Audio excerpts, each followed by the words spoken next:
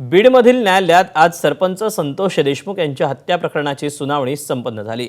आजच्या सुनावणीत आरोपींच्या वकिलांना देण्यात आलेल्या पेनड्राईव्हच्या कॉपीमध्ये काही तांत्रिक अडचण असल्याचं सांगून त्याची क्लोन कॉपी देण्यात यावी अशी मागणी करण्यात आली। तर दुसरीकडे सरकारी पक्षाकडून हा खटला पुढे जावा याकरता साक्षीदारांना न्यायालयीन समन्स बजावण्यात यावा असा अर्ज न्यायालयात दाखल करण्यात आला। संतोष देशमुख यांचे बंधू धनंजय देशमुख यांनी ही माहिती दिली।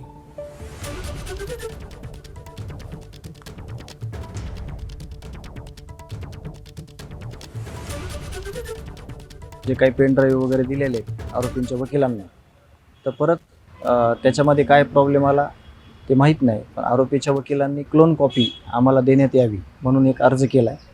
आणि तसेच जे सरकारी वकील आहेत त्यांच्यामार्फत आजच्या दिवशी ही केस लवकरात लवकर सुरू करावी आणि जे साक्षीदार आहेत त्यांना समन्स पाठवावी या संदर्भातील एक अर्ज आज न्यायालयाला सादर केलेला आहे आणि त्याची ही प्रत तुम्हाला देखील मी देणार आहे।